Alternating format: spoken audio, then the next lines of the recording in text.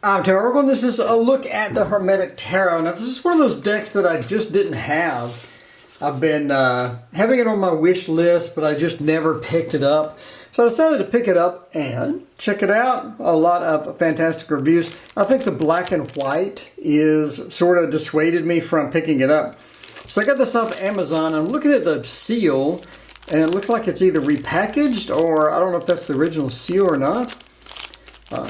So we'll open it up and try it out. It looks like sort of like one of those cheap lamination machines, but yeah. So there's the front of the box, based upon aesthetic workings of the Secret Order of the Golden Dawn by Godfrey Dawson. This is from U.S. Game System, by the way. Obviously, there is the Son of the Morning, the Emperor himself. So let's break this open and see how it looks. It is not repackaged, I don't think. No, I don't think. So the other lamination appears to have the book within it. So I don't know if this is how it normally comes or whatnot. But let's take a look at this deck. I am excited about to get into the... Obviously, you know I'm very detail-oriented, so hop into the symbolism would be great, and check that out. So it comes with, obviously, the little white book.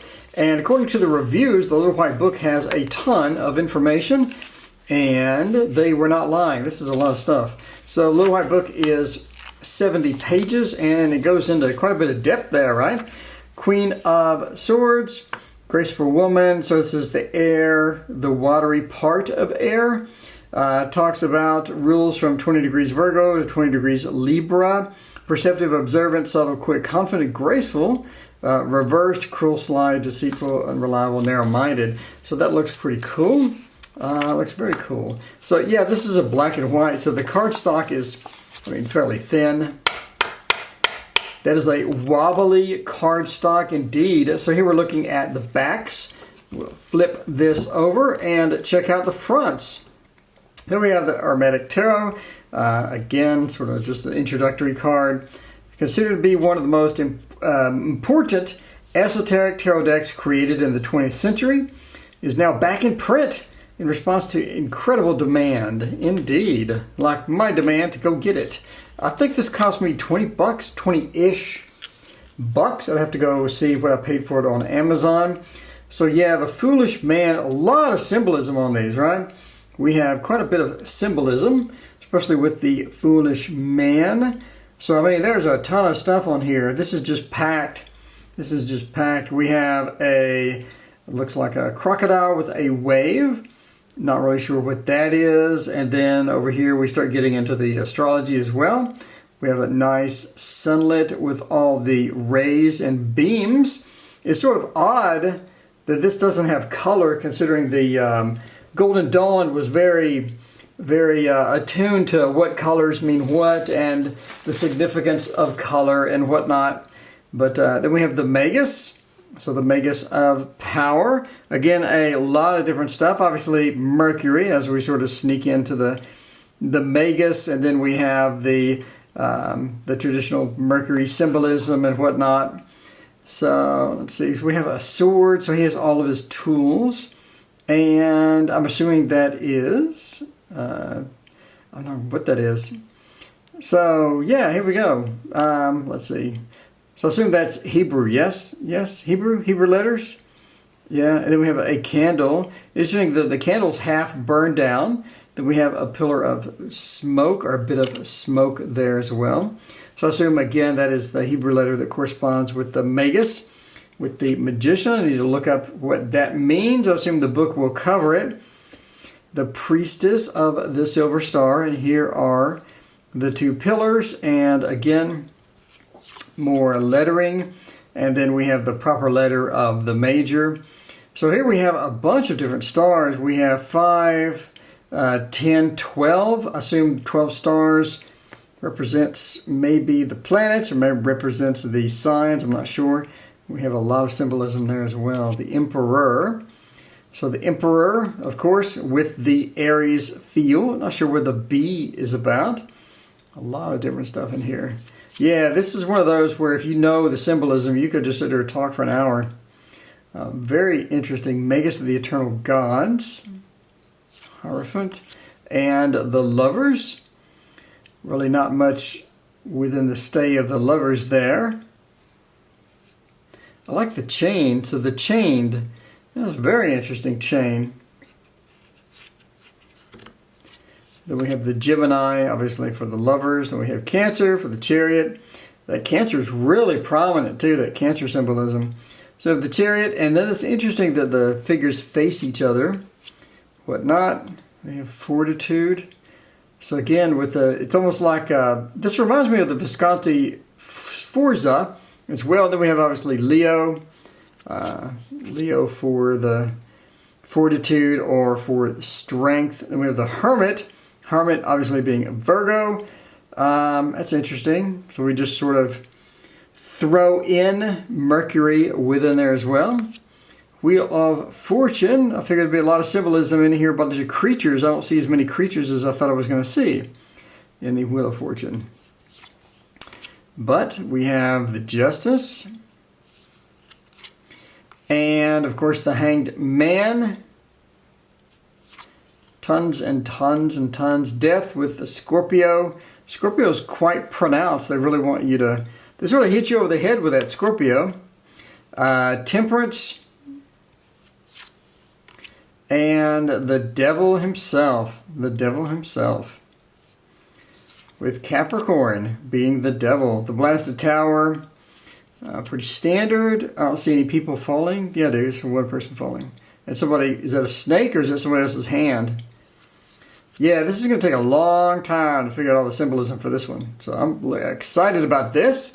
I do love my details. Look up the star, for example. Kind of interested to get to the minors. Because, I mean, most of the time you're going to be dwelling within the minors. So I think that's an important thing to sort of get into. Let's see, the star. Daughter of Firmament, Fishhook. 7-pointed star of Venus surrounded in turn by 7 more stars, also bearing 7 points, yes. Shines above the waters of Aquarius. Aquarius being the star. The smaller star appears as symbols for the sacred planets. Each Sephiroth, the Tree of Life, appears in the form of black and white quartered disc, representing day and night hours. So this, oh, okay. So it represents day and night hours. Very, very, very cool. And of course we have all of the different planets around there. Talk about the 7 planets around there. Okay, so the moon, sure, of the Pisces, the Lord of the Fire of the World, and the Last Judgment. All right, so let's flip through this. Universe. So I'm very interested in seeing the minors. So we start out with the King, Queen, all right, the King of Wands, the Princess of Wands, just like the Thoth, Knight of Cups. So we're just going straight into the court cards. All right. So again, I'm interested in getting into the minors. So sort of, the Queen of Swords. So this is very much like the Thoth deck. The Queen of Swords holds the head, sort of removing the memory or removing other things. So the Chariot, the King of Swords. Princess of Swords. Again, very interesting. Princess of Swords has that defensive pose. Not throwing down all of the dust, maybe, like we do have in the Thoth. The Knight of Pentacles is standing amongst his tree, or not trees, but his crop. And with that bit of pride that the Knight has in the Thoth deck. But instead he has this and this symbolism. So it's very similar to the Thoth as far as that's concerned. So it's pretty true to that. Queen of Earth. So that one's the one that give birth in the land of the desolate. So I guess that would be the land of the desolate. So again, very similar. King of Pentacles. Yeah, we have that Taurus feel, just like there as well. Princess of Pentacles. Not really sure about that. So now we have the Ace of Wands and the Two of Wands. The Two of Wands, Dominion. Yeah, Dominion with the 2 balanced Aries fire. And we have the Aries fire elements as well, just like in the Thoth. And here we have the 3 of Wands, but instead of a lotus, like we have with the Thoth, we have this. So that's interesting. So we have a ram, still with that fiery theme. Then the 4 of Wands and the 5 of Wands being strife. That's interesting. That's really interesting. I really like the thought of bright, pretty colors with strife and all the yellow and whatnot. But here we have this sort of the different beasts' heads, and then the snakes holding up the actual sickles or whatever it looks like, the weapons, and the Six of Wands. So it's good that we have the astrology built into it. We don't have to look it up. Seven of Wands, very true, very true. Valor, Valor's looking good. And then Lord of Swiftness for the 8. So we have the flying. Instead of flying, they're actually being held. I think that's interesting. So then the Nine of Wands, the Lord of Great Strength. And then the 10 of Oppression. Yeah, definitely Oppression. Again, I really prefer the Thoth version of this. So the Ace of Cups, where it's being handed out and it's being offered to you, the Lord of Roots of Water and Power, with the, I assume there's some symbolism from Kether and all this other stuff from the Tree of Life. And then we have the Whale. That is interesting. The Lord of Love. So we have a whale in there instead of just the cups. And the cups, we have the petals at the bottom of those. And obviously we have the in Cancer. So yeah. So the Lord of Abundance has pretty much the same thing with the ever-flowing water. And then the loop, the water loops back almost. And then the Lord of Blended Pleasure. Again, that Cancer, a lot of Cancer symbolism on there. And yeah, very interesting once you get into the 4. Now the 5, obviously you can tell the darkness sort of kicks in, loss of pleasure. Same thing with the Thoth, as everything is just dried up. And there's just not a lot of different things. Lord of Pleasure, the same, similar to the Thoth, as we sort of have that cascading water feel, and then we have the loop back of the water to get back up to the top, similar to the Thoth as well. Illusionary Success, to where things are maybe not going as well as you had thought or hoped. Again, same thing, except we have a hand sort of holding this out. But again, we have, just like in the Thoth, where the petals are dried up. We do not have the water flow that was there before. And then Abandoned Success, similar to the Thoth, where we just have a bit of a drip or a bit of... but that's interesting how they sort of framed this with a lot of empty cups and a couple of full cups. So it's not something where you're just sort of, diving in with water flowing everywhere. Unlike the 9, which, according to the Thoth book, was the best card in the deck. But yeah, it's interesting to see just how flowery and things like that. But I also find it interesting we have the hand again in Material Happiness and Abandoned Success and Illusionary Success. It's almost like here's the hand as well. So a lot of these have a hand at the bottom except for the 5. So that is really interesting how the hand just appears. I assume there's some symbolism for why the hand is there.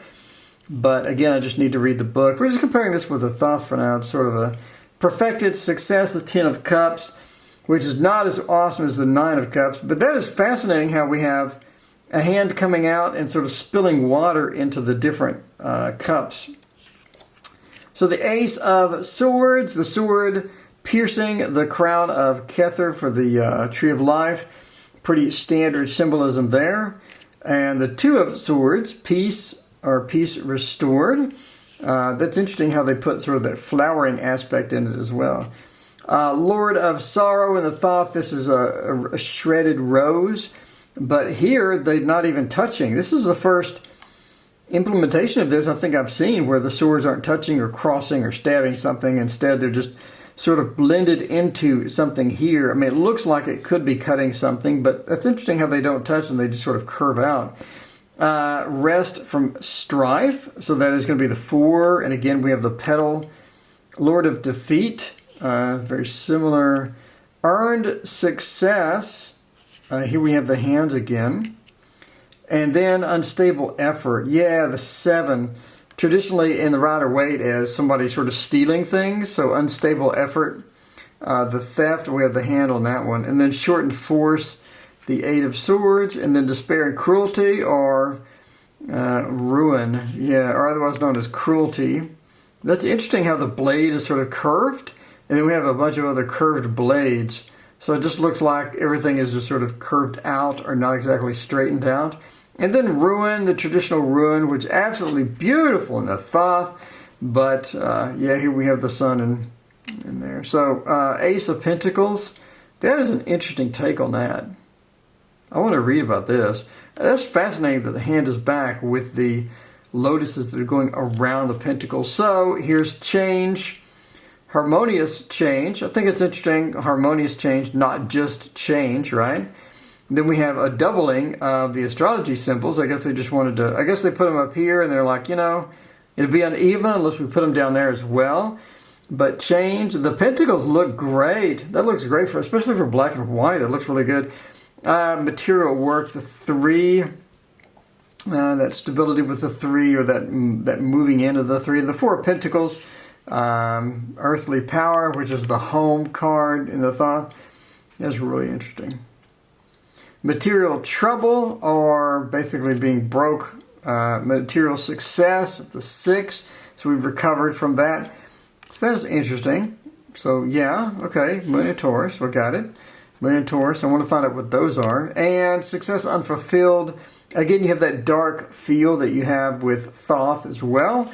Yeah, the Lord. And then prudence. Prudence will look so beautiful in the Thoth, but not so much here. They sort of replace that with the petals with just a bunch of pentacles and whatnot. And material gain, which is also a great card and whatnot. So yeah, then the Lord of Wealth coming right after the material gain. Overall, I'm very pleased with this. And you know, it's one of the decks to where you're really going to have to get into the book. So the book obviously is going to explain the different symbolism. Lord of Abundant Success, a hand holds 3 stems of water lilies, 2 water flower lilies are thrown, things are thrown aside. Temporary success, things thrown aside as soon as they're gained. Yeah, abandoned success. So basically you have that success, but you sort of spend it. You know, it's like when you're waiting for payday and then you immediately blow all the stuff for payday. But it doesn't really cover a lot of the different things. I'm surprised that this did not cover, you know, what the Hebrew letters say. I would be interested in all of that. I mean, obviously I can go look it up, master the obvious here, but I'd be interested to see on a lot of these what the significance of that is, or maybe it just spells out Lord of Wealth. But I'm really looking forward to sort of diving into the book and trying to figure out what that is. If I can't figure it out, I will go just manually look it up myself and do the translation and see if it doesn't say Lord of Wealth or if it says something else that's significant. Because I think that's significant. If you get a deck like this with just all symbolism, I'm a Virgo and with Aquarius rising, I want to know what each single individual symbolism means. I want to know what everything means. And if there's anything in here, I want to know what it means. So that's just going to be me, and it may not be covered here. I may have to go and research some of this stuff on my own maybe, or whatever. But anyway, I'm really pleased with the deck. This has been the Hermtic Tarot, and let me know what you think. I know this is an extremely long video for an unboxing and sort of quick look, but it's sort of necessary, right? I mean, it's necessary. This is a very intricate and thickly, you know, symbolic deck. So I think it would be good to go through it and compare it to the Thoth and just my opinion and whatnot. Anyway, thank you for watching. Please hit like and subscribe.